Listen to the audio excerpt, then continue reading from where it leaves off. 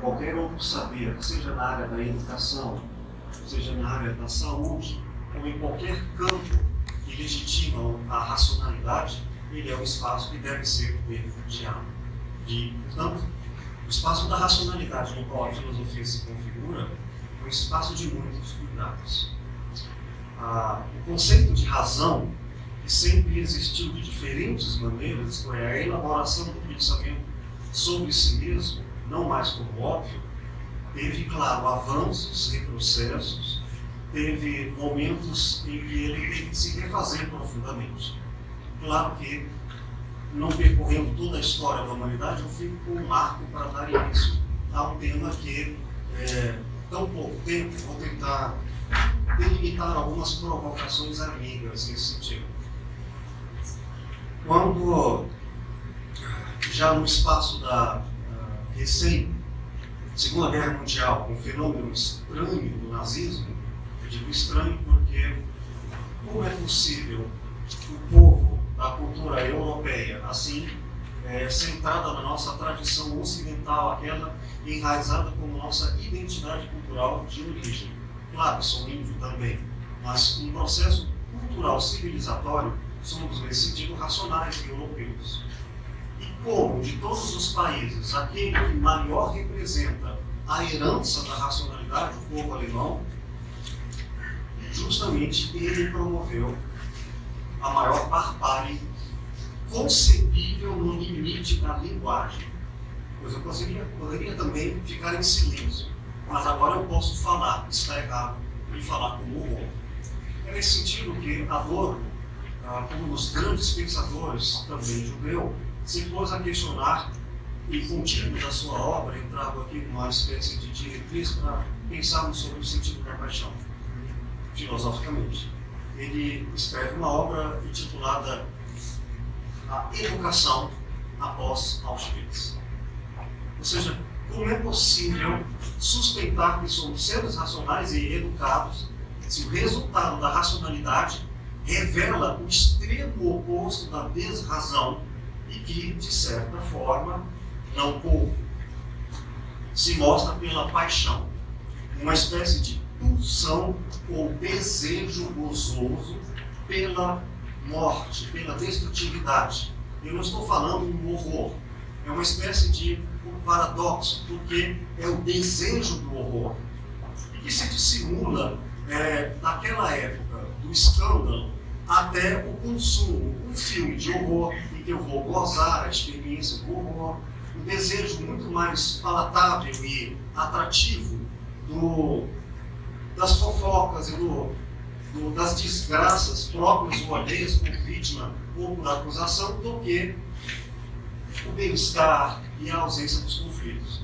Então parece que há uma coisa vinculada a uma sensação de que o conflito, o horror, os extremos, ou no limite a violência, o que viola, está muito íntimo da nossa própria condição humana. Daí falarmos sobre isso revela um tanto de autoconhecimento, seja como pessoa e seja como civilização. Bom, eu faço uma pausa para propriamente esclarecer o lugar da minha fala. Eu sou filósofo e o que isso quer dizer? A filosofia, ela nasce entre os gregos, mas é claro, o termo se autorreferencia de várias maneiras. O que é filosofia ao longo do tempo e dos lugares vão tendo concepções diferentes. Mas ela nasce como um pensamento grego.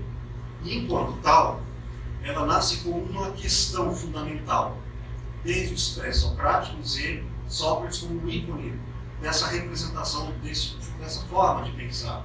É o pensamento em crise. Daí, quando se fala aqui até em criar, a etimologia, daí vem a palavra crítico, nível máximo, e que também exige do raciocínio um critério, o que vem a estabelecer o limite do que é, e que agora já não mais é, negando e afirmando, isto é, a nossa capacidade sintática de pensar com afirmações e negações. O que significa que a racionalidade, ou o diálogo, a diferença do logos, isto é, a razão apresentando as diferenças, ela vai exigir de nós, para ser razão e critérios. E os critérios estabeleceram as diferenças entre o certo e o errado, o bem e o mal, em todos os campos do pensamento.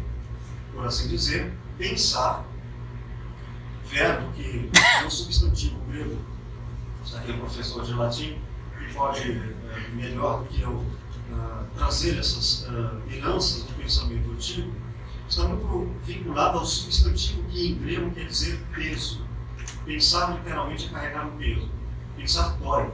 E nesse sentido, todo o pensamento grego, no qual o diálogo é a excelência da filosofia, porque no mundo antigo não se pensava por escrito, se pensava pela oralidade, o que era, portanto, um pensamento relacional. Ele não era expositivo e linear até uma conclusão, o que só veio a acontecer na Idade Média. Sem diálogo, texto pelo texto. Ela era circular, portanto, era um movimento em que só poderia ter continuidade se o outro desse um parecer de que ele entendeu. Do contrário, era preciso retomar consideravelmente a conversa para que ela seguisse adiante. Daí o diálogo ser movimento. Então, a racionalidade, a noção de diálogo, ela não acontece por exposição, mas por trocas. E estou dizendo que meu lugar de fala é a filosofia clínica para tentar recuperar o sentido original do diálogo. O sentido original do diálogo é terapêutico. Terapêutico não no sentido moderno, vinculado à área de saúde, com sérios problemas de comprometidos da política econômica, no qual temos que ser saudáveis para sermos produtivos no mundo industrial. No mundo antigo, antes da feição, da formação profissional, o conhecimento, na época dos gregos, não estava vinculado a formar pessoas para trabalharem e ganharem dinheiro, mas sim para serem humanas, na sua plena integralidade da consciência de vida. E é aí que o diálogo surge.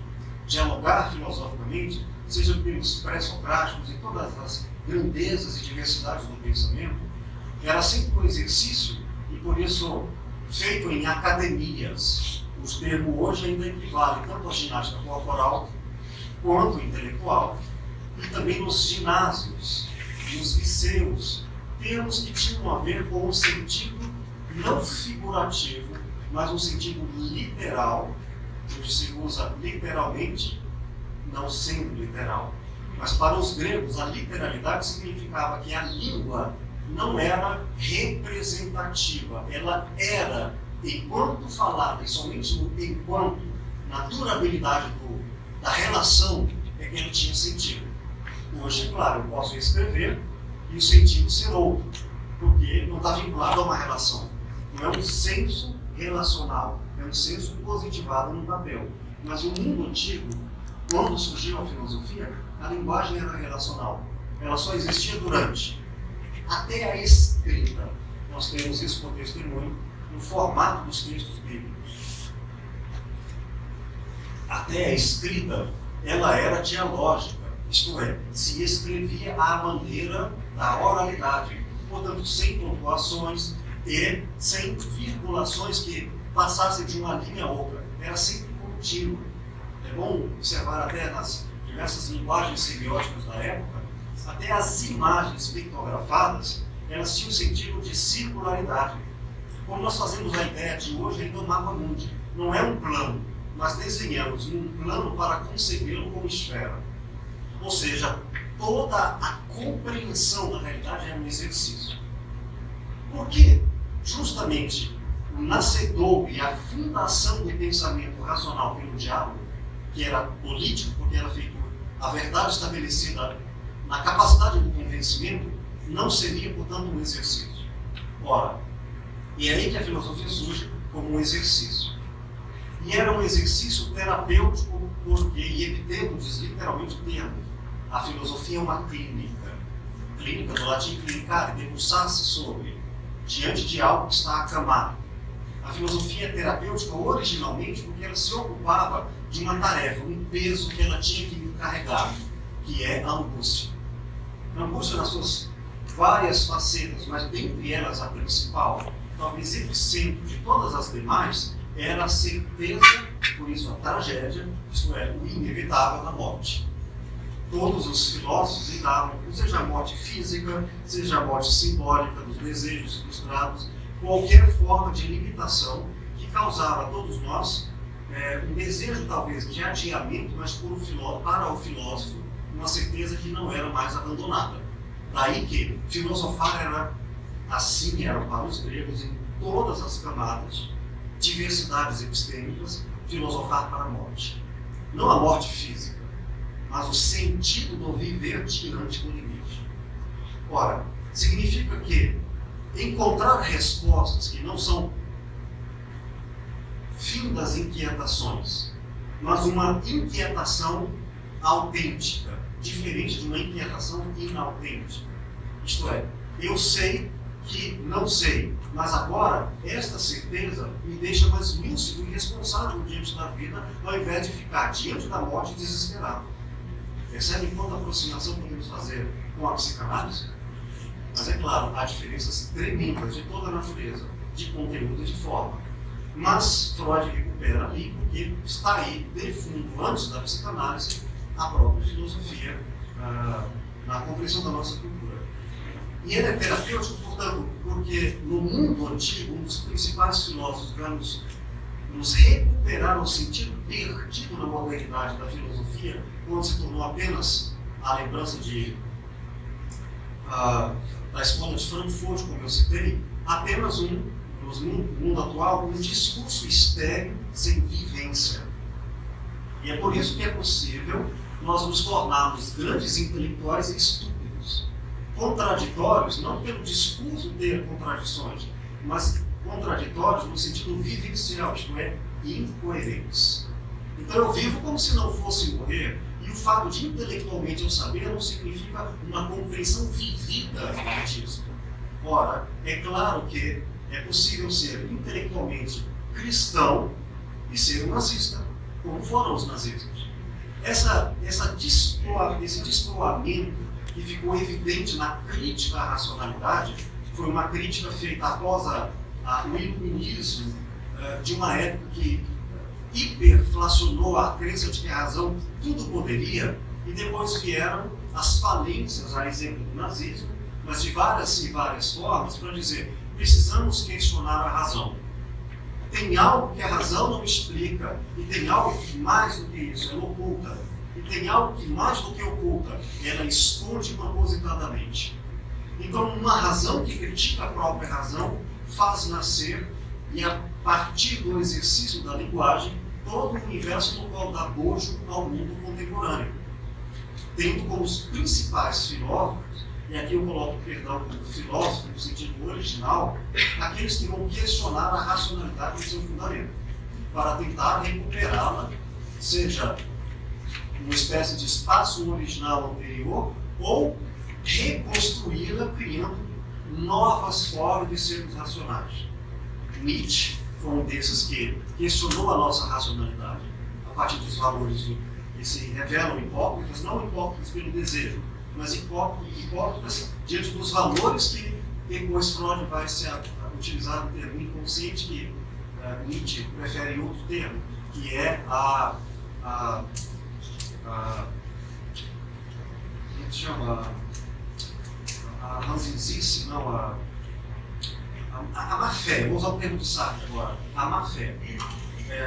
Freud será um outro, e na medida em que Freud faz um questionamento da sua cultura e da própria racionalidade, que a racionalidade cumpre a propósitos estranhos, ele não faz como psicanalista. Quer dizer, aí ele faz como propriamente filósofo de uma cultura.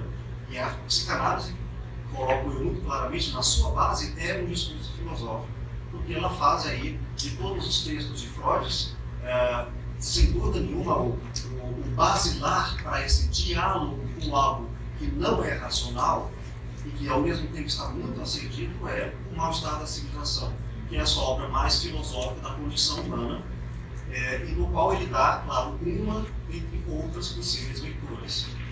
E, claro, um terceiro, que faz uma grande discussão sobre a não racionalidade, é Karl Marx. E cada qual buscando elementos dos mais diversos para falar em racionalização, segundo Freud, ressentimento, segundo Nietzsche, e ideologia para Karl Marx. Nesse universo, depois de uma falência institucional e pedagógica de que a filosofia se tornou uma coisa chata para informar coisas inúteis, que ainda que brilhantes não nos levam a uma potência de vida, ressurge, recupera-se o sentido original da filosofia. Surge então, entre vários movimentos nessa direção, a filosofia clínica. A filosofia clínica surge com o professor Lúcio Tacter, filósofo, que tem também a formação em medicina, e que depois de fazer essa autocrítica de um discurso alienante, especialmente escolar e acadêmico da filosofia, diz: tem algo errado, porque isso não é filosofia. Vamos recuperar e vamos ver que filosofia só é se o diálogo tiver essa relação de alteridade, isto é, com o outro em outrem, o outro em mim mesmo, mas não é como óbvio. E se eu efetivamente filosofar no sentido original, que é espantar-me com aquilo que era óbvio e agora sei que não é, eu terei um diálogo na raiz, um diálogo no nível da profunda incerteza. Esse sentido, ele não é estéril. Quem filosofar de verdade, eu não recomendo, vai virar. Imagina se você realmente compreender de toda a carne você evangélico, de todo o espírito, de toda a sua mente que vai morrer. Perde o sentido contextual, porque não é apenas seu pessoal, ele está vinculado à família, trabalho, todo um enraizamento forte de tessitura social. Você não vai ficar simplesmente desconcertado, você vai estar em profunda crise existencial. E aí, é claro, as diversas respostas. No meu caso, tomar um sorvete de flocos ou tentar suicídio, mas não ficará mais insosso diante de uma questão tão grave quanto essa. Bom, entre as possibilidades, quero dizer que a filosofia clínica surge, não clínica no sentido médico, não no sentido psicológico, mas no sentido ético. Isto é, estar diante de uma vivência profunda do ser, não como substantivo, mas como verbo, tornar-se. O que é pensar enquanto ser? E mudar de pensamento ou visão de mundo implica em mudar de ser. Essa era a função final, primeira e última da filosofia no início. Filosofar como uma forma de rever a vida, ou seja, somente enquanto ela é diálogo. Como ela se perdeu e virou ensino, é preciso que ela recupere e seja, de novo, o que ela nasceu para ser, uma orientação e um diálogo para a vida. E é aí que a filosofia clínica se torna um diálogo e recupera para fora do ensino propriamente formal e recupera o seu sentido que está nos hospitais, nos consultórios, está na educação, está nas empresas, que é basicamente, seja a pergunta feita por Adorno, que diabos nós estamos fazendo com a vida? O que está acontecendo que a gente está mentindo tanto? Que forma de racionalidade que a gente usa para esconder o que é flagrantemente inautêntico? Quer dizer, eu estou sorrindo, mas estou no meu divertimento profundamente infeliz. Deprimido porque estou gozando excessivamente pelo excesso e nunca por algo satisfatório, e sim no campo da compensação. Perdão, vocês estão sendo muito prolixos, mas o que eu quero dizer é: a filosofia é clínica porque ela é terapêutica, e é terapêutica porque ela não quer mais respostas externas. Se alguém tem uma dúvida e pensa com o corpo, pensa com a emoção, pensa com o raciocínio, a competência linguística que ultrapassa a nossa sintaxe usual, mas que é capaz de ser comunicada, compreendida, articulada, fazendo do diálogo uma relação rica, muito mais do que verbal, faz com que a filosofia seja, assim, uma terapia. Bom, mas é claro que para isso exige uma metodologia própria e oportunamente eu posso dissertar sobre ela como técnicas e recursos, que não é o caso. Dito isso, entre os objetos a sermos propostos a dialogar, o da paixão. Primeira coisa que meu tempo já acabando, já que toda essa introdução era para falar sobre o que o tempo agora acabou, rapidamente, vou dizer, se eu falar como que negou tudo que disse até agora, um canalha professor né, desses que nós nos habituamos a ser, vaidosos pelos discursos, mas não críticos pela própria crise de viver o que fala, eu não poderia então dizer, anotem aí, paixão é e recebo, seja uma equipe de livros maravilhosos, Lacan, que é uma dessas maravilhas que ninguém entende. Não tem que falar isso em latim, porra nenhuma. Mas fala como se soubesse douto. O próprio Lacan, vocês sabem, abandonaria isso. E ele era um grande crítico da filosofia. De que filosofia estamos nos referindo? A mesma que Karl Marx critica, a mesma que o próprio Nietzsche critica em Sócrates. Ou seja, não estamos falando da filosofia em si, mas estamos falando dessa alienação que se tornou um discurso estéril. Portanto, não estou aqui para definir, mas para causar um ponto. Então vamos lá. Se o termo paixão for pressuposto, logo, paixão é, paixão não é, não estamos mais dialogando. Estamos apenas confirmando nossos pressupostos, cujo conceito não passa de um pré-conceito. Isso não é diálogo, pelo menos não em filosofia. Para começo, digamos, o que você entende por paixão? Deixa eu ver se eu entendi bem. Não será tão óbvio e não será um deciframento pelo dicionário que eu resolverei isso. Eu terei que entender, e aí volto aos métodos da filosofia clínica, para ir ao mundo do outro com autoridade nos termos dele e na forma cognitiva dele. Não sendo assim, eu estarei doutrinando o outro como sendo saber. Por isso, já coloco que nesse método, a fala é um exercício de escuta compartilhada. Bom, e por fim, eu vou apenas trazer uma de várias possibilidades do conceito de paixão. Um elemento, pelo menos cultural, semântico, que reúne diferentes possibilidades numa espécie de consenso ou senso comum. Por paixão, entre todas as diversidades, temos como conceito fulcral em nossas concepções diferentes uma tensão. É um termo que carrega no âmago uma tensão. E essa tensão está vinculada a duas forças autocontrapostas: o desejo e a negação do desejo simultaneamente, de forma que não se negam por se falirem, mas ao contrário, ao se negar, ela se potencializa, porque é proibido, eu quero. Então, por paixão, estamos falando em consciência da paixão. Do contrário, não existiria conceito de paixão. Ela seria apenas passionalidade. Filosofar, dialogar sobre a paixão é estar diante de um objeto conceitual, de uma espécie de experiência da concepção humana que é. Hoje em dia é até difícil falar essa metáfora com o carro, quando a gente tem tantos carros automáticos, mas é o pé no acelerador e o outro pé na embreagem. Ele está correndo e não sai do lugar. E aí, as alternâncias disso. Ora acelera e ora freia. E frear não é ficar parado. Frear é lidar com a inércia. É lidar com não pode, mas fica. Lidando então com paixão nessa dilemática, eu quero apresentar duas possibilidades das diferentes possíveis estruturas de pensamento para dialogar que poderíamos percorrer para entendermos este conceito que estão trazendo de paixão. Uma, daquela do qual Freud se vale, não apenas ele, e vários outros próprios de sua época, ou independente de época, mas enfim, uma espécie de paradigma, que é uma visão mecânica ou mecanicista, qual seja, uma relação irresolúvel feita de polaridades. E de tal maneira, entre o sim e o não, estamos perdidos e não há saída. Mas dizer que não há saída, para Freud, é saída.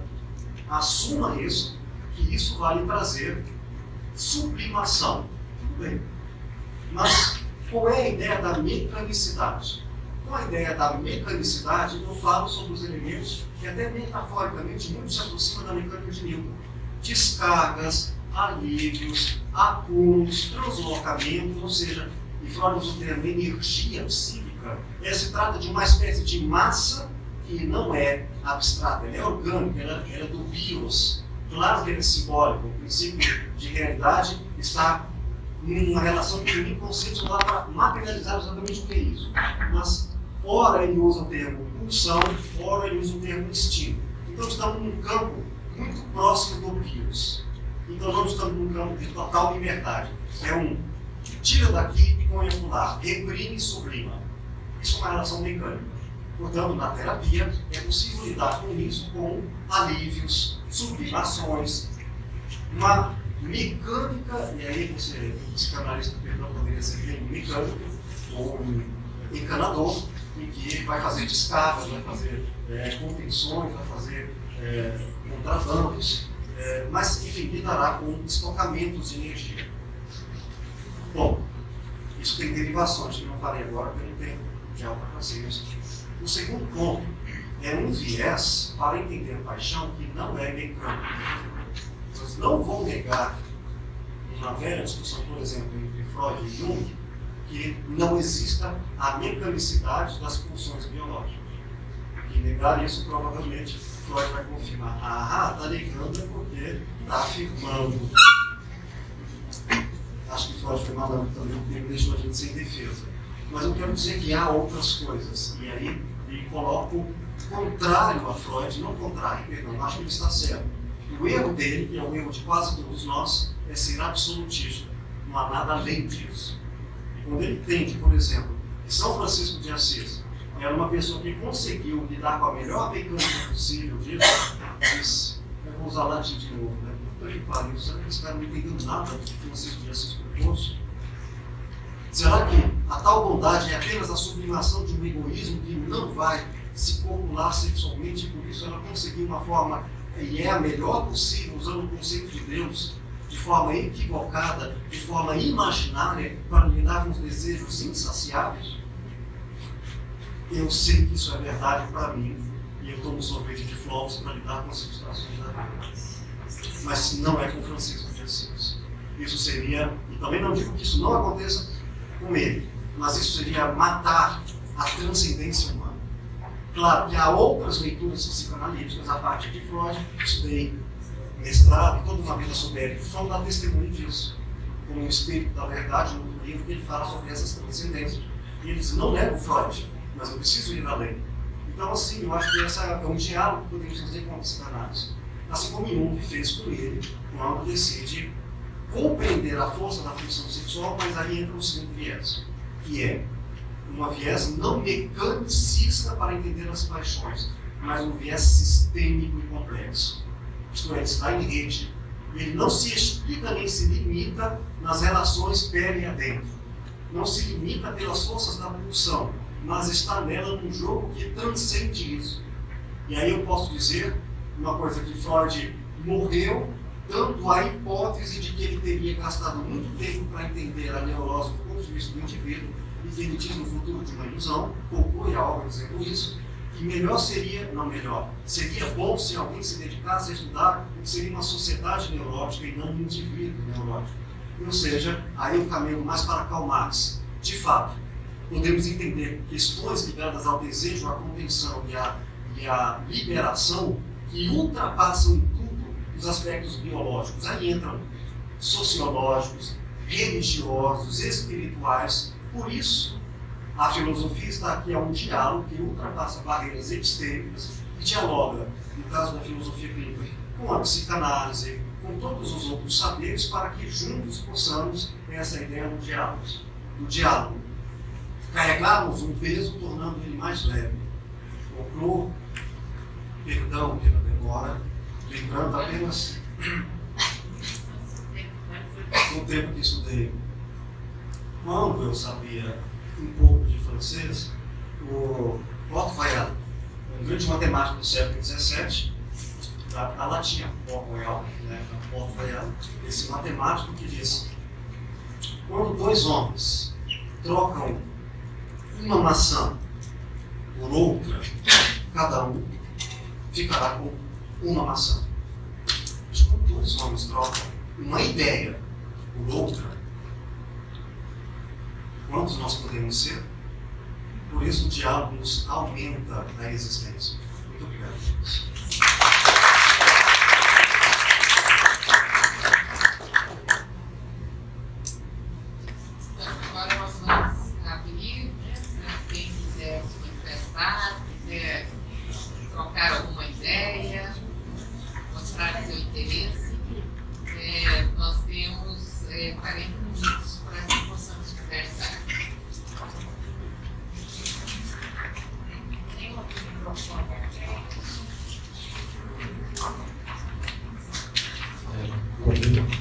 já, né? E as horas mais boa noite.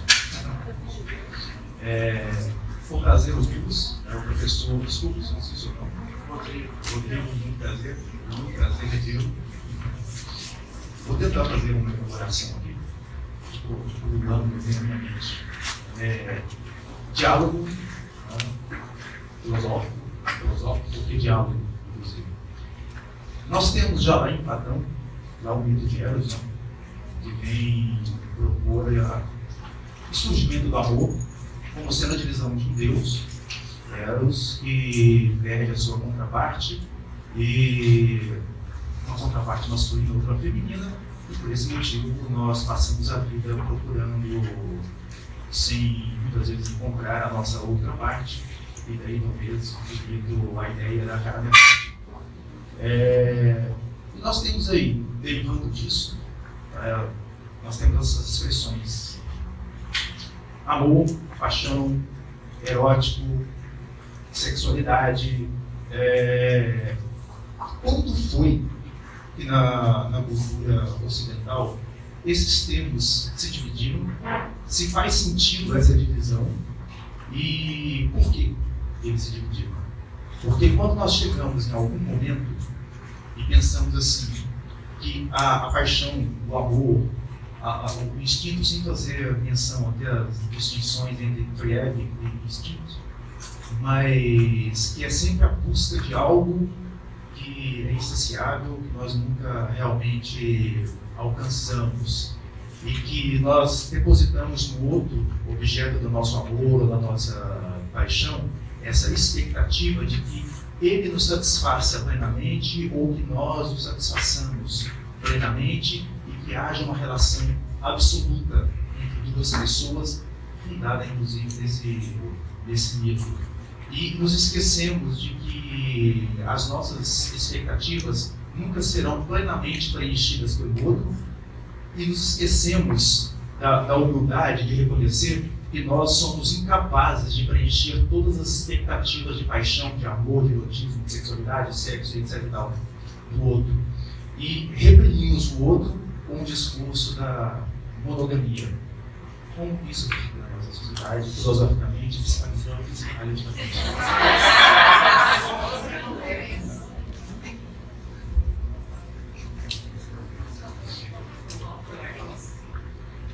A sua pergunta, ela parece ter uma busca pelo termo, quando, onde, de que forma.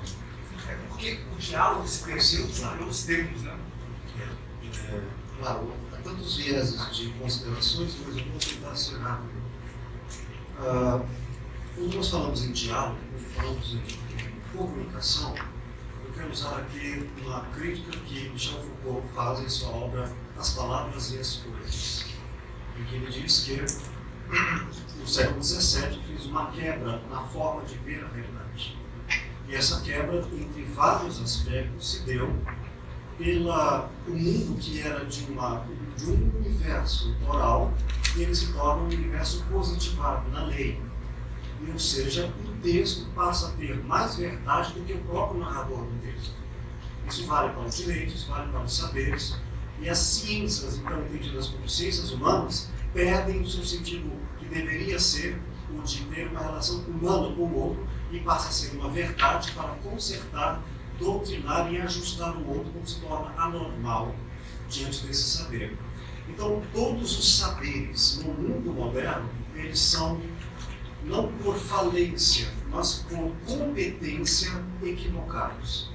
Na medida em que, e aí eu cito de novo o nazismo, em que o nosso saber ele é feito para mascarar a ausência do diálogo, que é da alteridade. O diálogo ele deveria ser feito na confusão. Como é que é? Eu explico isso melhor. Volta, vem. Isso foi substituído pela doutrina, pela exposição, pelas verdades prontas. É nesse sentido que, inclusive, Foucault faz uma crítica à psicanálise, dizendo o problema da psicanálise não é porque ela não diz verdades, é porque ela é um discurso tautológico. Ela usa um sistema para explicar a realidade, e isso valeria para Platão, valeria para qualquer verdade. Ou seja, eu uso a verdade para colocá-la em favor de um poder. Então, nesse sentido, não adianta usar mais nenhuma teoria, porque ela não dialoga. Se eu uso um pré-diagnóstico de justificativas e de reconhecimento tabulado do que dizem as minhas teorias, tem diálogo. Por favor, preencha esse questionário aqui, que pelo resultado eu não preciso mais dialogar com você.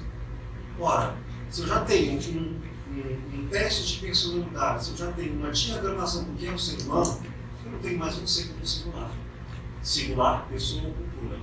Então, se vamos falar em algo, lembro também de Marshall McLuhan, grande filósofo sociólogo canadense, que vai colocar aqui no meio a linguagem das suas obras principais, e que diz que quando nós abandonamos a oralidade, perdemos a alteridade nas relações humanas via instituição. E aí as instituições passaram a ser para escreva, copie, memorize e reproduza, não mais um diálogo. Dito isso, a pergunta se coloca, por favor, não dê a resposta. Porque se eu der a resposta é X, esse X calou a questão. A questão, portanto, deve ser recolocada diante de um problema que é: não há uma resposta, há uma singularidade de cada fenômeno e parte disso é justamente essa releitura histórica. Nós não estamos mais dialogando. Não importa se vamos discordar, mas se não dialogarmos, o que teremos são teorias versus teorias, sejam elas no âmbito mais acadêmico ou no âmbito pessoal, trocando o diálogo pela disputa. Por isso, não há uma resposta que cale a outra. Eu só quero dizer que o mundo moderno, não dialogando, o resultado é este e entre outras formas de confusão. Então, se há uma resposta do por que não dialogar, por que precisamos dialogar sobre a paixão, eu diria, precisamos dialogar sobre tudo. E na ausência do diálogo, nós teremos infinitas, e esta que você traz é um exemplo das confusões. Concluo apenas lembrando Foucault, repito, há muitas formas de arbitrar sobre isso, é que uma das formas mais absurdas de acharmos que estamos dialogando é a verdade. Enquanto ao discurso da verdade, não há mais a escuta e não há diálogo original. Portanto, nós temos que pressupor que o conceito de verdade ele é flutuante, ele é plástico, ele não vem sem poder, geralmente implicado de como em nome da verdade eu posso intervir, consertar e alterar o outro, porque eu tenho a verdade sobre ele. Nesse sentido, se houver diálogo e não verdades cheias de poder, aí nós teremos não apenas a humildade moral, mas intelectual suficiente para, ainda que eu não entenda, eu respeito, porque estamos dialogando a diferença. Vou responder então de maneira bem simples. Por que a gente não está encontrando respostas? Porque a gente já as tem. Antes de ter pergunta.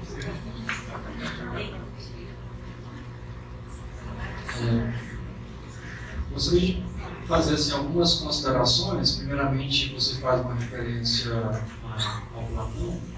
É interessante que ele aparece a figura do andrógeno, né, com uma possibilidade de ter ali uma integração, depois que ocorrem aquelas separações, justamente por serem figuras que ameaçam os deuses, não é? Porque também desejam a eternidade ou aquilo que pertence ao universo dos deuses. É interessante pensar a figura de Eros como justamente aquela que é filha de Poros e Penha, aquela que é filha da riqueza e da pobreza, e essa é justamente a possibilidade de pensar o amor com essa duplicidade, ao mesmo tempo aquilo que nos liga ao que é terreno, mas também ao que nos leva a desejar, né, aquilo que nos transcende, portanto fica sempre aí no lugar. Agora, as considerações que nós fizemos, elas não deixam de ser recortes, né? Um olhar psicanalítico sobre aquilo que o diálogo, aquilo que vai acontecendo em uma sessão de análise. Podemos pensar a respeito, não uma conclusão, porque depende da experiência da pessoa e do modo como ela vai dando significado justamente a essa experiência. Mas poderíamos pensar esse mesmo tema, por exemplo, a partir da história, não é? A partir da antropologia, e nesse sentido, algo que é fundamental e que nós nos esquecemos, e a nossa época tem se esquecido disso, a história, ela existe, o mundo não é tal como ele é. Não é? Hoje, nem sempre foi assim, isso que eu gostaria de dizer. Não é? As coisas tiveram um início, Então essa ideia de amor romântico é algo que é datado, não é algo que sempre foi assim. Especialmente se a gente pensa na instituição do casamento, não tentando dar respostas, mas aquilo que a história nos diz, não é? Ali pelo século XII, há muita coisa em jogo na história da sexualidade. O futuro vai discutir muitas dessas questões. Não é? Por que de repente a igreja interessa uma instituição chamada casamento? Não é? Agora, é interessante também observar que fazia parte dos rituais, especialmente quando nós consideramos, né, os romances de cavalaria, a ideia de uma troca dos corações, que era um ritual no qual a amada ela tinha de alguma maneira o poder de proteger o amado, e que depois aquilo passa, não é, a fazer parte de uma instituição. A igreja de alguma maneira possibilita que aquilo seja institucionalizado, especialmente o modo como compreender o lugar da mulher, que sempre foi um lugar de ameaça, né? A mulher sempre como aquela que ameaça, e daí talvez, inclusive, pensando nesse modelo, né, a cara metade, né, a dama idealizada, é que é preciso estabelecer uma cisão, idealizar a mulher de um lado, né, a santa, e de outro lado a prostituta, de um lado aquilo que diz respeito ao desejo, de outro lado aquilo que diz respeito ao afeto, porque na história nem sempre essas duas coisas estiveram juntas. Você nem sempre teve que juntar no mesmo objeto o seu desejo e a sua ternura, o seu amor, não é? Então, a nossa cultura, a nossa época, a instituição do casamento inclusive, nos apresenta um grande desafio, por isso que não é algo tão simples, justamente ir contra aquilo que talvez constituiu toda a nossa história, né? E a própria condição humana, o próprio movimento humano, é uma outra construção. Enfim. Alguém gostaria de falar? Eu só, quando estava escutando vocês, eu me lembrei que paixão hoje, logo de imediato a gente pensa no amor, no enamoramento, né? E paixão já teve outros significados, né? Século XVII, XVIII, paixão era honra, né? Era por excelência honra, principalmente, né? Então, assim, né, como também as mudanças na história. Quem mais gostaria de... Um de cada vez. Vocês quando direcionaram de paixão por homem e mulher, não tem paixão por outras coisas, por um objetivo, paixão por querer conquistar uma coisa, existe paixão, estou indo atrás disso, paixão, eu senti também a paixão, Deus, não tem isso? Eu acho ótimo que uma pergunta põe em crise a resposta que está no pressuposto. E isso, para mim, é diálogo. Quer dizer, é possível, mas qualquer resposta, mas antes que eu me atreva a falar no seu lugar, essa escuta, ela deve ultrapassar apenas uma opinião até chegar num ponto em que, de fato, vamos pensar e não reproduzir. Portanto, afirmar, por exemplo, a afirmação do postulado de verdade, que paixão é por falta, que paixão é desejo, isto é uma verdade, mas como tal, é o dogma. E como dogma não é mais diálogo. Então, se eu estou diante do outro, do conceito de outro, na condição humana, é infinitude, não do outro eu, que eu não posso substituí-lo pelo discurso, por definição, por postura melhor, ética, nunca, nenhuma verdade pode desocupar o outro de sua própria fala. Isto é, Da sua própria verdade. e da sua própria verdade, e da sua própria ausência de elaboração de verdade em seu próprio mistério. Quero dizer, então, eu vou brincar com os termos. Se eu posso falar, por exemplo, do estigma de uma paixão de Cristo, e for distinguir isso da paixão dos cristãos, ora, eu já não colocaria Cristo como, pelo menos, no sentido hebraico de untado, representante divino, que é diferente do desejo da salvação, de tantas possíveis leituras do cristão. Nós não estamos falando mais em um que é paixão por falta. Então, nesse sentido, o apaixonamento não significaria necessariamente o outro como objeto. a ausência como a presença pela falta. Não. Por que não eu posso usar o termo, já que em si ele não quer dizer nada? O que quer dizer a palavra? Lá no dicionário, sentido 3 da palavra amor.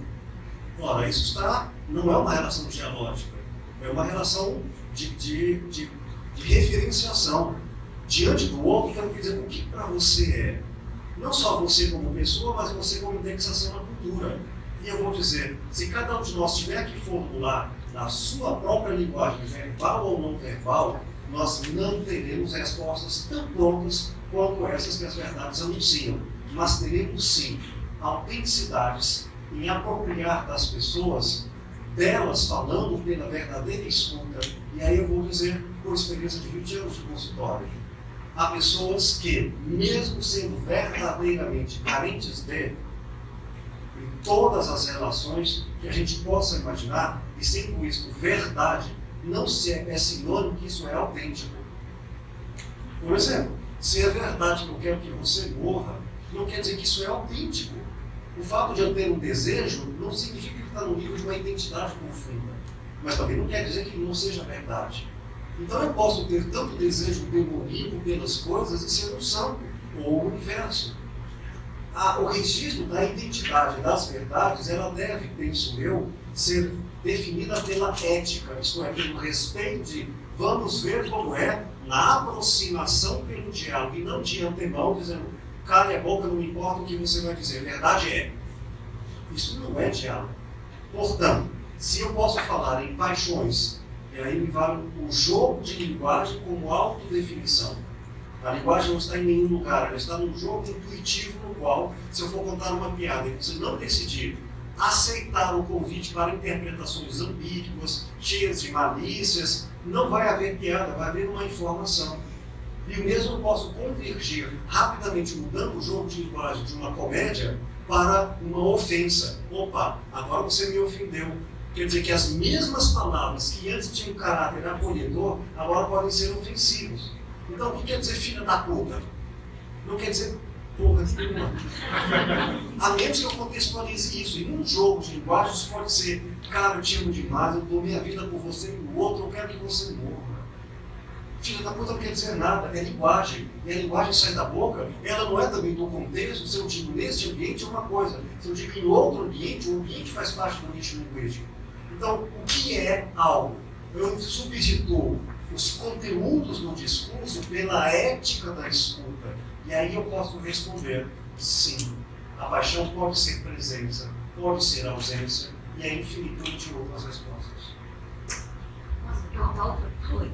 Eu estou gostando, eu acho assim, minha opinião assim, de vivência, que a paixão, quando a gente é mais nova, ela é mais profunda, mexe mais, acho que tem muito a ver, às vezes, não sei, com hormônio na época. Você pode morrer de vontade de apaixonar como eu apaixonei na minha época. Foi as grandes paixões, era de adolescente, quando as pessoas eram jovens, né? Ai, que eu marco lá no lado antigamente, lá me fala assim, hoje em dia a gente não é mais como antigamente na idade que a gente tem. Então acho que não sei, às vezes o hormônio também das pessoas, mas isso é totalmente nessa condição, gente, né? Vou dar um testemunho. Eu atendi no consultório um homem de 45 anos que chegou a mim, até relatei isso no curso da formação em prática de filosofia clínica, lidamos com os dinâmicos da terapia e consultório. Chegou para mim, 45 anos, até hoje eu tinha desejos e tudo mais, relações, mas eu nunca me apaixonei, agora de fato eu me apaixonei. Beleza, e aí? Continua a história. E ele disse assim, o problema é que eu me apaixonei por uma pessoa sem cara. E ela, tudo que ela quer é meu dinheiro. E eu sei disso, mas eu não consigo me desvencilhar dela. Eu estou apaixonado e essa paixão é um mal que me sufoca. Então, aí, claro, o primeiro dia de apresentação, bom, se eu pudesse te ajudar, como seria? Pelo menos deixa eu ver a sua auto-opinião diante da maneira como você elabora a questão. Eu gostaria que você me ajudasse a me desapaixonar. Simples, né? Aí, qual foi a resposta? A resposta de Sócrates não é eu não sei. Não. Eu sei que eu não sei. Eu não estou diante de uma ignorância passiva. Eu estou diante de uma sabedoria diante da escuta. Não me falta teoria. Meu Deus, eu poderia discursar e ser verborrágico, como vocês podem ver. Não seria difícil, mas o outro não pode ser tratado como um prego de doutrinações e as minhas opiniões como martelos. O que eu vou dizer é, deixa eu entender a maneira como você elabora. Você é um plural. Ele, o contexto, todos os elementos que se mostram importantes na questão.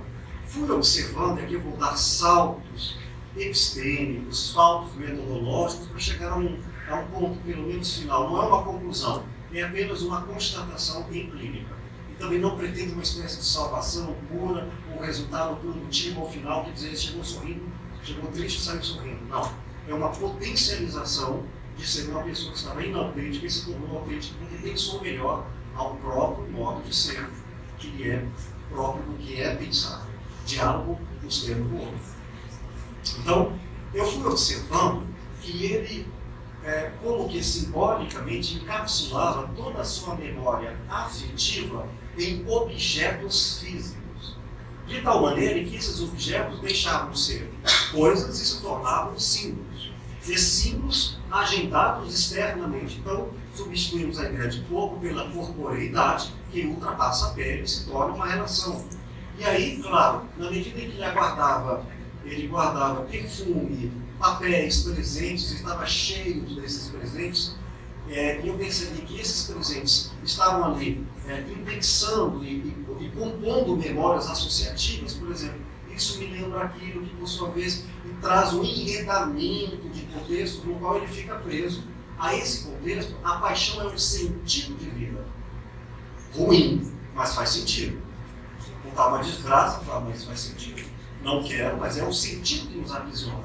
Nesse sentido, há uma linguagem com termos físicos e externos. Como a gente pode usar termos verbais, eu posso usar termos físicos, objetais. E aí, a maneira como nós encontramos uma outra forma de dele se desapropriar, se desapegar desses objetos, alguns foram queimados com um sentido simbólico para ele fazia um valor de transmutação. Outros foram doados, porque se fossem queimados, perderia o seu sentido religioso. É um pecado jogar uma coisa cara dessa fora.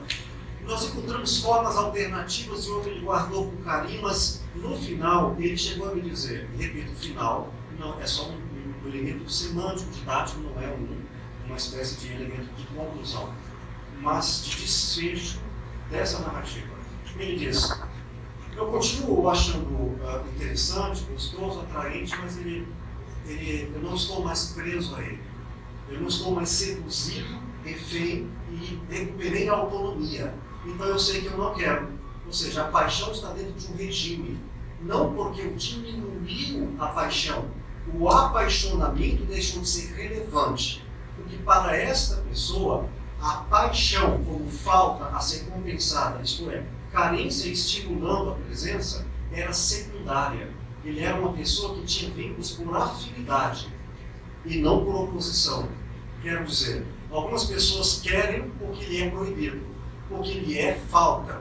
Então você aumenta o valor, o sabor da comida, aumentando a fome. A pessoa, você pode morrer de fome e elas não vão gostar, porque não tem a ver com elemento de carência, tem a ver com simplesmente eu não gosto disso. Não tem afinidade, não por compensação. Nesse sentido, ele, motivado pelo desejo, tentava sempre de forma alienada compensar o que lhe faltava. E o que lhe faltava nunca era autêntico.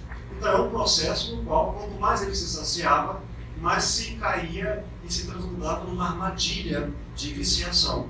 Ao invés de trabalhar com esses elementos, eu fui trabalhar no sentido de repreender, desviar, eu simplesmente fui esvaziando o problema do apaixonamento e fazendo ele recuperar o sentido original, que era lidar por afinidade e não por falta. É um outro exemplo no qual poderíamos dizer que paixão não foi atendida ou desatendida. O conceito foi alterado e se tornou mais autêntico. Complicado, né, gente? Nós utilizamos com as palavras, né?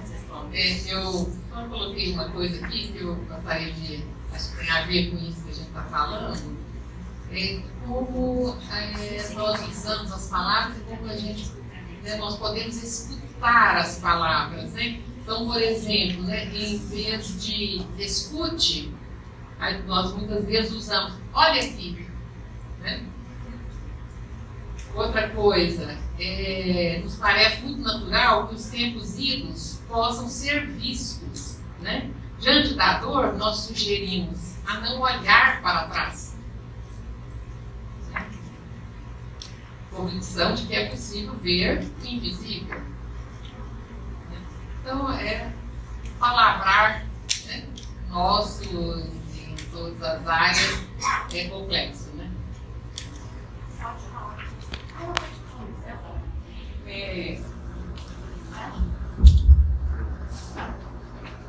Muito bacana tê-lo aqui, né,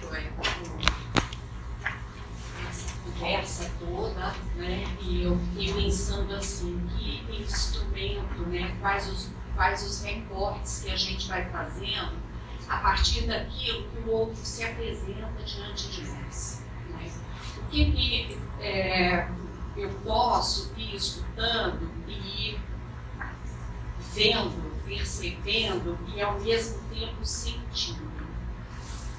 Porque se eu também não tenho a minha mente como um instrumento possível de tentativa de escuta do outro a partir do que me faz sentido ver naquele instante, né? E o paciente que vem não é o mesmo que vem no outro dia. Ele veio, mas ele vem diferente. Se a gente espera quem veio, ele não vem. Nós é que estamos com o outro que não é que está ali diante de nós. Né? Então, essas questões são muito importantes, né? Até em qualquer encontro paixão. Porque, veja, eu sempre espero que alguém que esteja diante de mim tenha tais características. E ligo a pessoa pelas características dela, são as referências que a gente tem a partir dos relacionamentos que a gente vai construindo. Mas será mesmo só aquilo, ou eu só consigo ver só isso? Né? Quais são as verdades, ou as verdades que eu preciso ter e constatar dentro de mim para poder ter uma segurança de poder estar com o outro diante daquela faceta que eu também construo? Acho que é interessante essas conversas assim, né? De que paixão, por que paixão tem só que ser desastrosa? Por que a paixão também não pode ser desenvolvida e a gente também não pode acreditar que venha a ser algo muito bom, que foi tão bom que valeu a pena ser ruim? E o ruim é bom, porque também nos ajuda a desenvolver, a tolerar as frustrações, porque sem a tolerância, como é que nós vamos relacionar comigo e com os outros? Então, são algumas questões, né, que eu fiquei pensando a partir de vocês. Obrigada. Você perguntou sobre hormônios, então, como médica, eu vou falar que a medicina dá muitas possibilidades e não tem resposta. Então, eu tenho uma amiga ginecologista que ela disse que as mulheres chegam e dizem que é prazer. E ela diz, eu não sei o que fazer. E aí, tudo que se esforça. Então, eu acho que fica muito complicado quando a gente tenta colocar tudo no mesmo lugar e de uma forma pronta para todo mundo, né? Então, é para mim. É muito complicado. A medicina já questiona isso hoje. Então, assim, o desejo sexual, ele diminui com a idade? Sim, os hormônios alteram, mas tem vários estudos que as mulheres na menopausa, elas ficam mais livres, elas ficam mais desinibidas, ficam melhor sexualmente. Tem uma limitação de potência no homem, mas tem outras formas de desenvolver. Então, assim, agora, aquela primeira vez lá, eu acho que realmente é complicado de ser repetida, porque é a primeira. Eu acho que é a primeira de quando a gente nasce lá e olha para a mãe também, né? Que a gente fica buscando em resto da vida aquela função, aquele sentimento. Então são coisas possíveis. Mas eu fiquei lembrando, quando você falou de apaixonar, eu trato de uma senhora, ela está com 85 anos agora. E aí ela chegou no meu consultório com a filha, e aí ela disse para mim, assim, junto com a filha, doutora, sou apaixonada por meu marido. Ele com 90. Apaixonada, doutora, que meu corpo queima por isso. Eu sofro demais por a gente não conseguir mais fazer sexo, porque não tem mais jeito. Mas eu encosto nele, meu corpo queima. A filha olhou para mim e falou: tá vendo, doutora? Por isso que eu nunca consegui ter esse interesse sexual, porque ela é assim a vida toda. E agora ele morreu. E ela se entregou porque sem o calor dele ela não consegue viver. Então, eu não sei se é uma. Aí eu volto no que o falou, talvez você não consiga mais se apaixonar daquele jeito. Talvez eu não consiga, mas ela conseguiu. Não sei como. Dentro dela aquilo faz muito sentido.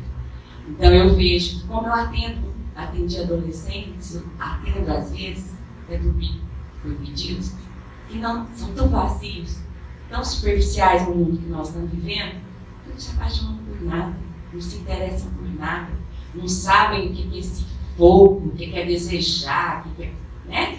Essa coisa da paixão que eu concordo com a lista dela é boa, faz a gente ser vivo, faz parte da nossa natureza, é humano. Agora, tem os limites dela, tem a possibilidade, tem a frustração, tem a realidade. Então eu acho importante que vocês dois falaram de alguma forma, tem um princípio que chama realidade. E tem uma outra coisa que eu acho que é muito importante de cada um, que é a experiência para cada um, que é para cada pessoa aquilo. E eu acho que a gente, enquanto psicanalista, filósofo clínico, enquanto auxiliares, né, psicoterapeutas, receber o outro e suportar o que o outro traz do jeito que ele é e favorecer, facilitar o que ele é, eu acho que essa é a grande arte.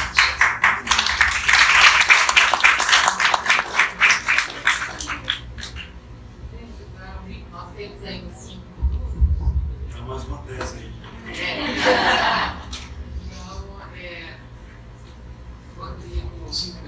Algumas breves considerações a partir daquilo que nós estamos conversando.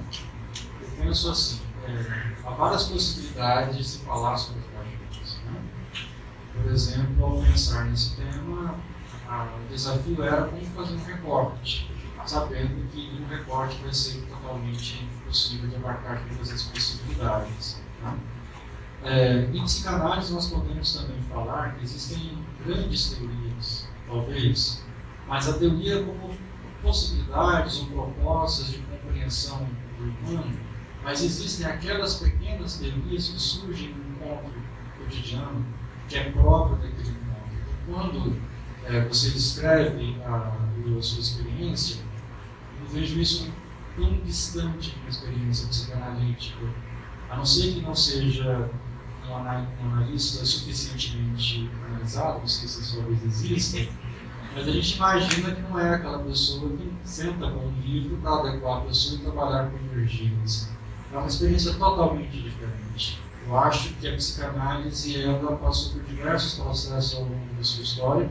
Existem algumas caricaturas, de fato, alguns equívocos presentes em Freud, em razão da época, em razão de ser gente, né? Mas essa ideia da adequação, eu acho que isso mudou e, de fato, cada encontro é único. A questão é descobrir que significado que tem para aquela pessoa, né? O que ela está dizendo, isso que a Marcela chamou a atenção. A mesma pessoa com quem eu conversei na semana passada não é a mesma pessoa, né? E eu chamo a atenção, por exemplo, de uma ausência de memória e desejo. Então, às vezes, eu penso que a abertura também é a possibilidade de se auto-questionar. Às vezes a gente fica na militância da teoria, não sei se é o seu caso, mas isso cria-se uma resistência sem perceber que isso também é uma espécie de teoria. Né? Então, de fato, é muito interessante o diálogo de perceber, né, assim, na filosofia, eu falo isso partindo da própria filosofia, como as coisas dialogam, como às vezes estamos falando de experiências semelhantes, com nomes diferentes, e como estamos tão próximos, mas às vezes uma dificuldade de poder acentuar mais as diferenças do que o encontro. Mas não aquelas diferenças que constituem singularidades, mas aquelas diferenças que, de algum modo, acabam às vezes nos distanciando da possibilidade do encontro. Concordo, mas eu quero discordar gravemente. A própria pela relação ética, mas olha só, a tese de inconsciente do qual Freud se vale, não Freud, toda a história da psicanálise, a menos que bordeje o conceito e não se fale mais você fala em nome da psicanálise, mas já não é mais psicanálise. E claro, esses limites existem em várias discussões. Mas o conceito fundante da psicanálise em Freud é o inconsciente. E o conceito de inconsciente, ele não é inaugurado por Freud, ele existe na história da humanidade. Se você comparar, por exemplo, o inconsciente para Platão, ele é abissalmente oposto, não por negação. Isso tornaria Freud, no mínimo, que é posterior, equivocado. Não há negação, é outra coisa. No qual um parte de uma realidade que tem lastros vinculados a um instinto, à pulsão, que tem os extremos do desejo da vida e da morte para promover a identidade diante da vida. Ou seja, na psicanálise, em qualquer noção, e é claro, não sou estudioso, mas também não sou leigo, no sentido de estar apaixonado sempre pelo estudo. A razão fundamental, que é antes filosófica, que é o homem sente conflito entre forças que nunca se considerarão, e a psicanálise implica dar responsabilidade a essa natureza que nunca se apazigua, entre as forças do meio, as forças internas e a força da racionalidade lidando com essas funções de fora e de dentro. Se não falarmos nessa tríade, não falaremos em psicanálise. E se não falarmos em inconsciente como uma força primal, anterior à consciência racional, isso não será Freud. Tá, muito bem. Então vamos colocar dois exemplos, Platão e Chico Xavier. Os dois chegam ao consultório do psicanalista e dizem o seguinte: eu não sei o que, não sei o que, não sei o que. Vai interpretar isso sobre quaisquer, eu digo em absoluto, não do meu absoluto, eu discurso psicanalista em todas as suas variantes, e prove se eu estiver errado, que não possa se valer de alguma forma de pulsão. E Chico Xavier fala assim, ou Platão, tanto faz. Eu repito Francisco de Assis e outros exemplos que vão dizer, desculpa, mas não tem nada a ver com referências ao corpo, nem a pulsão, nem ao instinto. Não que não exista, mas eu estou falando de outra realidade. Nesse sentido, ao falar de um inconsciente, é um inconsciente do qual a própria percepção do mundo é inconsciente. Vamos pegar Henri Bergson, que vai dizer isso que a gente chama de consciência da realidade, isso é sono. Invertendo, na hora que a gente está profundamente em estado alterado da consciência, que a gente está acordado. São tantas outras formas, como, por exemplo, Sartre vai colocar outra tese que o inconsciente não funciona. Agora, vamos a um checkmate que é pura disputa infantil. Quem é mais sábio? Quem está com a verdade? É Platão ou é Freud? É uma bobagem, porque ambos são geniais em suas riquezas, mas nenhuma delas pode subsumir o conceito de outro. E o conceito de outro vai que Platão é muito mais próximo terapeuticamente a esta pessoa do que Freud.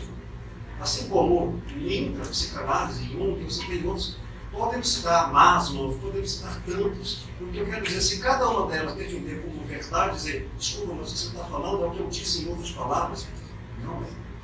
Os postulados filosóficos são tão diferentes que aí entra a filosofia clínica, não como uma única resposta, mas como uma alteridade, isto é, eu preciso me colocar diante dos saberes, não como ignorante deles. Nós dizemos o seguinte, conheço possibilidades, mas eu estou radicalmente, na raiz, determinado a dizer, diante de você, eu não vou doutrinar, eu vou dizer, eu não sei. Aí sim, algumas pessoas, talvez Marx seja muito mais testemunhal e elucidador do que para outro seja Francisco de Assis, sem postular que ele finalmente alcançou a verdade. O que eu estou querendo dizer é, nenhuma verdade é mais importante do que o respeito à diferença. Portanto, se há algo que suplanta tudo, e nisso não Freud, mas a psicanálise tem, para mim é o que a salva, e para mim é o que salva qualquer doutrina, a alteridade. Se a minha verdade for uma possibilidade de diálogo, ela é bem-vinda como lugar de fala. Se não for, ela é lugar no qual a minha fala silencia o outro. Porque isso existe, aí sim, é boa vontade, não de todos os terapeutas, só aqueles que amadureceram para entender na raiz, no coração, no fígado, na pele, a alteridade, aí esse está pronto para ser psicanalista. Vírgula. Esse está pronto para ser filósofo clínico. vírgula, ele está pronto para ser bioenergético, ele está pronto para ser gente. Se ele tiver a alteridade, ele é um bom terapeuta, senão ele é professor. Uma observação, até onde eu consegui acompanhar, não entendi onde que há discordância com o que você falou, eu achei... Pareceu-me que é apenas o que eu quis falar em meu exemplo, que eu não apresentei as metodologias que configuram uma imensa distância do exercício de compreensão e método da psicanálise. Como dizer, quando eu atendi aquela pessoa, isso poderia ser interpretado como um ato, como uma versão psicanalítica? Não, jamais. Tá, é possível fazer essa aproximação, mas é possível fazer um pouco. Claro. Porém, os métodos são tão diferentes que a aproximação é mais um diálogo de autoridade do que uma transposição de um para o outro. É só nesse sentido. Olha, eu achei estou achando bastante interessante esse diálogo, né? Porque eu estou percebendo assim, né? Uma pessoa, né, vou dizer assim, que tem, né, estudos da psicanálise e é filósofo também. Temos um filósofo que também é um estudioso da psicanálise. Eu estou achando assim que traz um enriquecimento muito grande para a nossa conversa, né? Tem mais alguém que quer falar? Que nós já estamos com o tempo. Eu ia trazer aquele conceito do espanto. Sim. O espanto na filosofia, na verdade, a gente poderia trazer quase como sinônimo de paixão, porque se não houver a paixão pela alteridade, é uma das formas de viver a paixão. Só isso que eu queria sinalizar. O espanto na filosofia, na verdade, é realmente acho que um encontrar-se apaixonado, porque a filosofia é o amor à sabedoria, o desejo, o querer, o conhecimento, alcançar a verdade. Em alguns momentos na sua fala, me causava um desconforto a sua desconstrução das doxologias. Não que eu seja tão doxólogo, mas a sua desconstrução. As verdades, elas estão, e na verdade elas são referências, né? São como quadros que a gente vai contemplando, e a partir dessas verdades é que vamos construindo a relação de diálogo. Mas em alguns momentos você apresentava que a verdade ela não pode se perder daquilo que é essencial dela, que é servir para o diálogo. Exatamente isso. Mas enfim, o que acontece demais? Tem dois, agora é a última pergunta, aí a gente para, né? Tem uma pessoa lá atrás. Essa sua fala me lembra uma autora que não tem relação nenhuma com a psicanálise, não tem com a filosofia, quer dizer, a filosofia obviamente tem, mas ela é uma autora, são dois autores na verdade, é o John Locke e a Anne Marie Wall, não sei se vocês podem falar, eles discutem no âmbito, na seara da teoria ator-rede, que é, segundo alguns, uma nova epistemologia dentro da ciência, se contrapõe a toda a visão positivista que se tem de ciência. Bom, enfim, uma síntese bastante grosseira do pensamento dela, ela vem dizer da política ontológica.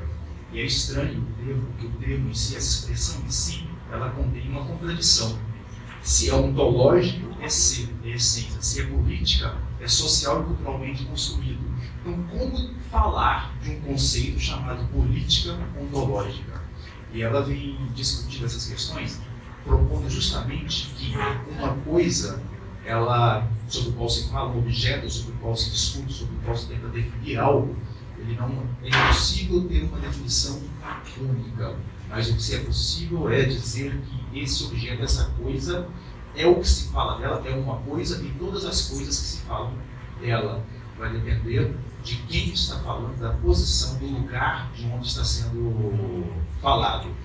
E ela contrapõe dizendo que isso não é pluralidade, isso é multiplicidade do real, você lida com a questão da pluralidade, você considera a essência do ser algo que existe como verdade e que cada um a aborda de uma forma. E quando você fala de multiplicidade, você não tem essa essência, não tem o ser em si. Essa coisa, ela é uma coisa e todas as coisas ao mesmo tempo. Bom, a gente podia continuar a noite inteira, mas paramos aqui. Eu queria elogiar, eu gostei muito dessa questão do conhecimento explícito, né? Você falou da construção do conhecimento, né? Então se dá através da socialização, se dá através do diálogo. Como isso é importante, esse vir a ser, esse se transformar, isso a gente vê no consultório, é uma construção que se faz também, né? Na sua relação com o paciente e na nossa relação com a vida. Então, tudo é um processo de construção em Equinassar, que é o vir a ser. Eu gostei muito da sua fala. Só para acrescentar a ideia ali atrás do microfone, a minha intenção com a desconstrução é para a construção. Mas a desconstrução da epistemologia do poder para a construção da ética da diferença. Nenhuma verdade vale mais do que as nossas diferenças, que nunca saberemos, enfim, exatamente. Então, não há verdade maior do que o diálogo. Eu queria apenas dar um testemunho, eu não quero fazer perguntas. Eu quero dizer que uma das coisas importantes que fica, já que estamos aqui diante de dois profissionais queridos, que não vão fazer como os políticos fazem com a gente, porque senão eu vou sair daqui vomitando. Eu fiz psicanálise por 8 anos e tenho o maior carinho por aquele tempo. E aquilo era a coisa mais importante para mim, foi o que me sustentou e o que fez com que eu me desenvolvesse e que eu superasse muitas questões. E aquilo para mim, naquele momento, se alguém me apresentasse a tal da filosofia clínica, eu não cabia. Não cabia no meu mundo, não cabia não era aderente. Então, hoje eu tenho muitos fundamentos, eu busco muitas referências, eu tenho muitas ferramentas daqueles meus 8 anos do meu divã. Mas hoje eu faço filosofia clínica, hoje eu estudo e hoje eu sou atendida por um terapeuta que clinica filosoficamente. E hoje isso serve no meu tamanho, essa é a minha medida de mundo. E isso tem me feito muito feliz e realizada, e eu tenho atravessado muito além do meu ser, eu tenho transcendido muito. Então, saibam vocês dois que vocês dois trabalham com técnicas, ou seja lá o que for, muito importantes para as pessoas. E que uma coisa não exclui a outra. E é maravilhoso poder ouvir vocês dois, né? Então, por favor, tenham amor e paixão um pelo outro. É só isso. Eu queria fazer uma oferta carinhosa e apaixonante, porque vocês veem minha vida dedicada a essa paixão também, pelo conhecimento, pela Buda. Eu estou terminando a 4ª edição, agora revista e ampliada, de uma obra que apresenta o que é a filosofia clínica, a teoria prática e o estudo de casos. Como eu lutei com a editora e eu paguei isso para que ela fosse pública e gratuita. Então, apesar de ser da gente, não é mais quando se faz o contrato com a editora, mas eu comprei de volta para quê? Para torná-la gratuita. A quem tiver interesse em conhecer o que é a filosofia clínica, com bases teóricas e clínicas, eu posso enviar pelo WhatsApp ou por e-mail.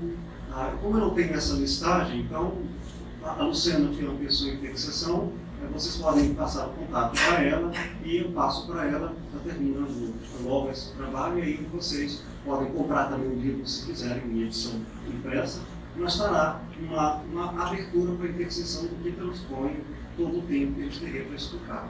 Mas fica aí no presente. pode pedir um futuro. Posso pedir para estudar Alessandro, faço contato. Isso. E aí vem para o grupo E aí a gente Então, estamos chegando aqui ao final, né? Como a Luciana falou, poderíamos continuar conversando aí por muito tempo. Eu vou tentar dar um pitaco aqui na filosofia. Né? Eu, quando estava me lendo algumas coisas, me preparando para coordenar essa mesa, eu achei uma coisa interessante de um psicanalista que já citei, o Bion, que diz o seguinte: em Fedros, Sócrates assinala a extrema ambiguidade da linguagem e as dificuldades produzidas quando temos que tornar nossos pensamentos em ação, que nunca é ambígua. Suponhamos a seguinte situação: encontramos-nos em uma ilha deserta, com alguém que nunca vimos, cuja linguagem desconhecemos. Vamos fazer a ponte? Eu acho que o diálogo se propõe isso, esse projeto. Não é? Isso. Então, nós pretendemos continuar. Os diálogos é um projeto, né? Nós temos outros projetos que também prezamos a conversa, né? Com outras áreas e com pessoas diversas, de diversas áreas. Nós temos, por exemplo, um projeto chamado Roda de Conversa. Não sei se vocês, aqui algumas pessoas eu vejo aqui, estão sempre participando. É um projeto onde nós fazemos uma discussão a partir de um filme. Né? Então, as pessoas veem o filme e a gente encontra para uma roda de conversa. Né? E temos outros projetos também. O Grupo de Estudos Psicanalíticos de Goiânia já tem uma longa história de muitos anos e temos desenvolvido, trazido psicanalistas de diversas, né? Hoje nós temos assim, os psicanalistas contemporâneos que têm trazido muito desenvolvimento, né? E uma evolução dentro da psicanálise. E a gente tem tentado conversar, discutir e poder incluir conhecimentos, né, que podem nos ajudar a ser melhor analistas, né? Seja o clínico, seja o psicanalista, né? E todos nós podendo apreender aquilo que diz de verdade para a gente e para cada um, e a verdade nesse sentido de ser de cada um, né? E a gente poder entender. Quando você fala das diferenças, da tolerância à diferença, eu gosto de pensar muito em distinção. Né? Às vezes a gente pensa nas diferenças como melhor ou pior, né? Nós pensamos diferentemente e isso, um é melhor, o outro é pior, um é certo, o outro é errado. Né? Isso não nos ajuda. O que nos ajuda, eu penso, é entender e tolerar as diferenças como ideias distintas. Né? Simplesmente temos ideias distintas. Né? Um é melhor do que o outro, nem um é certo, o outro é errado. Né?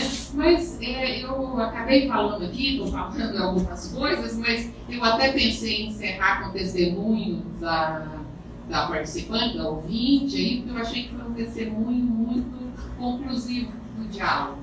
Né? Achei que foi um testemunho que nos ajudou, nos enriqueceu e concluiu muito esse momento e aquilo que a gente pretende com esse diálogo. Tá bom? Quero agradecer a presença de todos, esperamos encontrá-los em outros momentos, que a gente possa conversar mais. Muito obrigada, Aline. Muito obrigada, Rodrigo.